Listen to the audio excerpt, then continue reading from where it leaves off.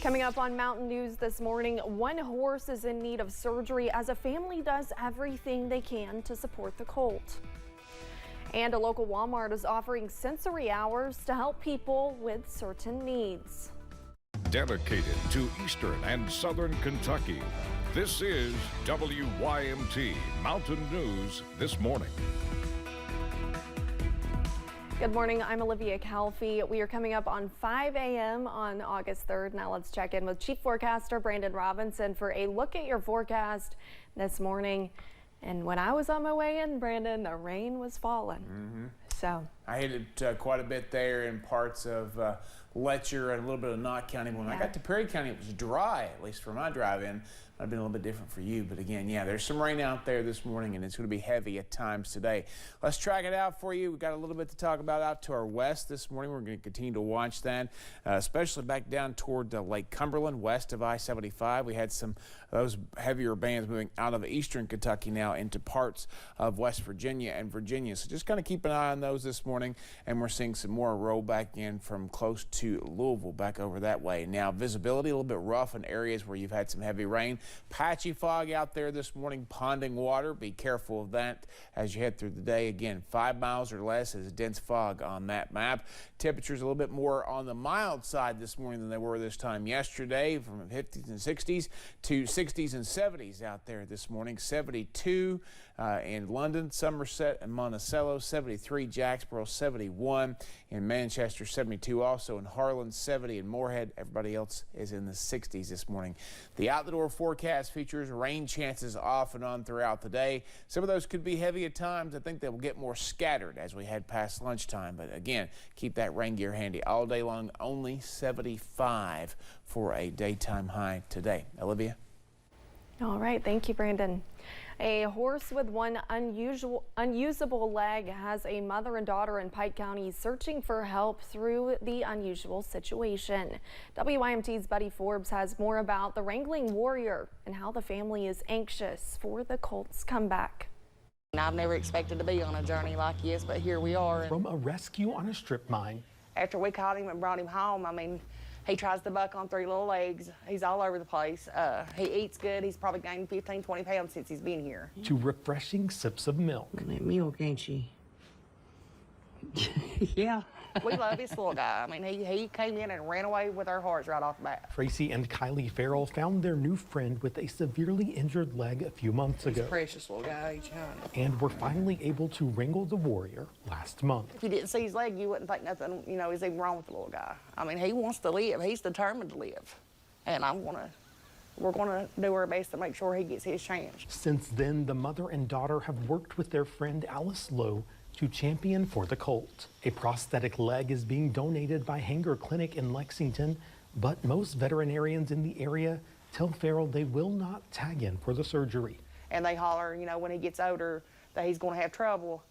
If it gives his baby 3 more years of life, why not? Farrell says Warrior is fitting in nicely with the animals at her stopover home, and she is willing to do what it takes to give him a permanent place there. You got hay on you, milk. I mean, how can you put something down that won't lay down? I can't. But even with donations and support from the community, she says Warrior needs more than hope. I mean, it's the horse capital of the world in Lexington, around places, so there's got to be somebody. He needs help. I don't think God wants it to stop here, you know.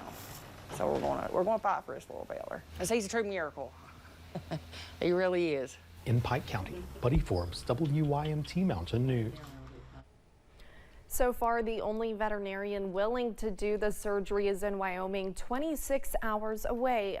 But Farrell fears the travel would be too much for Warrior and prays someone closer will reach out. You can find a link to Warrior's journey on our website. Yesterday, the kids in one apartment complex were able to beat the heat with a local fire department. The West Knox Volunteer Fire and Rescue visited Corbin Manor Apartments to provide a splash pad to the children in the complex and provided free food as well. Captain Sean Rogers with West Knox Fire Rescue says not only does this bring joy, but also educates the children on what they do for the community. We're giving away free food today for the children as well. There's a lot of children that may not have a lot to eat, so this may be a real blessing for them. And it also, you know, teaches them a little bit about what we do as a fire department and how we affect the community as a whole. Rogers also says that they typically try to do a few of these events before the start of the school year to give the children one last summer activity and also bring awareness to what the fire department does on a daily basis. Since it was created, the Osborne Brothers Hometown Festival has celebrated the popular duo and Leslie County's roots in bluegrass music. Now more than a month since Bobby Osborne died, WIMT's Chandler Wilcox tells us how festival organizers are planning to pay tribute to him. For years, Bobby Osborne was a big part of the Osborne Brothers Hometown Festival. Organizers say his support led to the festival's consistent growth. We've always made it our goal to have the best bands that we could get all together at one time. All of those bands owe a great debt to the Osborne Brothers. They're all influenced by the Osborne Brothers. Before he died earlier this year, Dean Osborne, Bobby's cousin, says one of his wishes was for organizers to still host the festival. He wanted the festival to go forward no matter what, and you know that makes us feel good about having the concert, and it'll be a tribute to him, to his career, as well as the Osborne Brothers themselves. While paying tribute to Bobby Osborne, the festival will continue honoring local volunteer fire departments. All proceeds go towards them. We're raising money for our volunteer fire departments, and that helps. You know, bringing in these great acts to Hyden has been fantastic. We're bringing the best bluegrass in the world to Hyden, Kentucky every year, and it's a pleasure. The festival will take place Wednesday through Saturday at the Bobby Osborne Pavilion. Wednesday's gospel show is free. People have until Thursday at noon to buy a $15 three-day pass for the rest of the event. In Hyden, Chandler Wilcox, WIMT Mountain News. Tickets will be available at Hyden Citizens Bank, one of the main sponsors of the event. Having sensory processing issues can make doing everyday activities like driving a car or going to the store that much more stressful.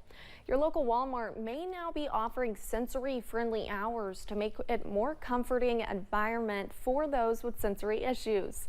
The Whitesburg Walmart is taking part by dimming their lights and shutting off their music during those hours. Yeah, it's been nothing but positive so far, and this is a great opportunity for us to even get the word out there, because I still think there's a lot of people that's not aware of it right now that should be, and so this would be great to get the word out there. The sensory-friendly hours are every Saturday from 8 a.m. to 10 a.m. and runs through the end of August. Thanks for getting your day started with us here on Mountain News this morning. Coming up, one town is hitting the big screen and having a movie filmed in their part of the world.